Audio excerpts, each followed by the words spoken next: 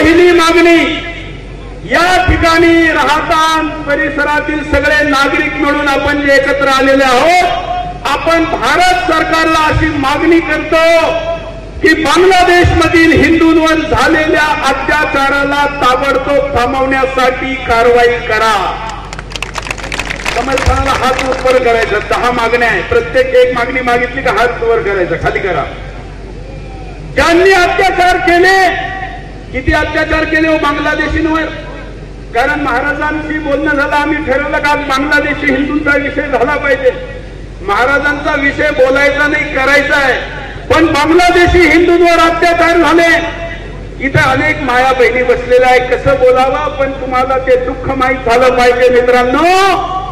एक हिंदू मुलीवर 15 बलात्कारांनी एकत्र बलात्कार केले. एक का? ही कशाची किंमत चुकीत होती? ही फक्त ती हिंदू असल्याची किंमत चुकीत होती. एकीने एकीचा पाय धरायचा, दुसऱ्याने दुसऱ्याचा धरायचा. 15 सैतानांनी एक आणि व्हिडिओ बनवले. त्याच्यानंतर त्यांना मारून टाकलं.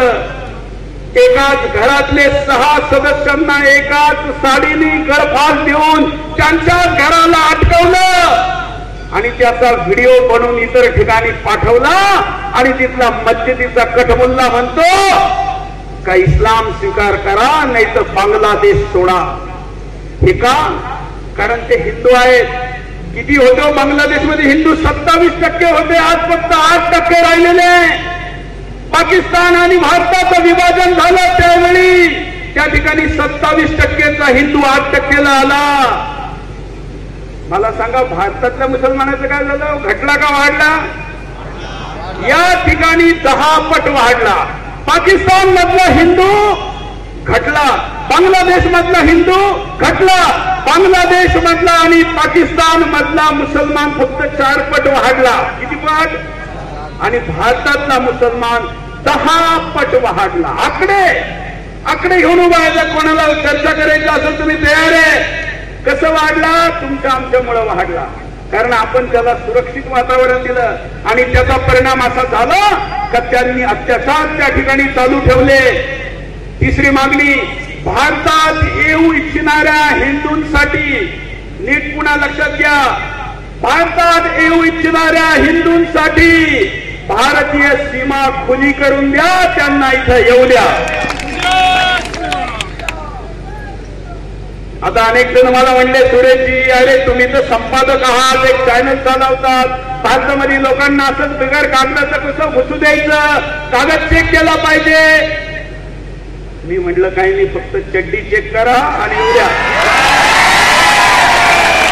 देशातला एवढाच आदेश द्या, फक्त चड्डी चेक करा आणि येऊ द्या. आणि म्हणून युद्धकाळामधले नियम वगैरे असले पाहिजे. आणि फक्त आत्ताच नाही, CAA नावाचा कायदा भारत सरकारने संसदेत आणला, तो 2014 पर्यंत आहे. माझी मागणी आहे का जगभरात तिथला कुठला हिंदू जर पुन्हा भारतात येऊ इच्छित असेल तर भारत सरकारने त्याचं रेड कार्पेटने स्वागत केलं पाहिजे. आता एक अतिशय ऐतिहासिक मागणी मी या ठिकाणाहून करतोय. जे पत्रकार मित्र या ठिकाणी असतील त्यांच्यासाठी ही हेडलाईन आहे. पाकिस्तान आणि बांगलादेश आपण दिला, धर्माच्या नावाने दिला. पाकिस्तान मध्ये 1.5 कोटी हिंदू आहे. माझी पुढची 4थी मागणी आहे का बांगलादेशचं विभाजन करून हिंदू देश त्या देशामध्ये बनवा. ही खूप प्रॅक्टिकल मागणी, लक्षात ठेवा. अनेक जण विचारतील का असं कसं होईल? तर विभाजन झालं की नाही? पाकिस्तान कशाच्या नावात दिला होता? तुम्ही इस्लामच्या नावाने दिला ना. तुम्ही म्हणले आता आम्ही हिंदूंबरोबर राहू इच्छित नाही, राहू शकत नाही, म्हणून आम्हाला वेगळा देश द्या. तर पाकिस्तान दिला. यापेक्षा सोपं उदाहरण देतो मीडियाच्या मित्रांना खास करून. आता इस्रायल माहिती आहे ना? इस्रायल माहितीये का?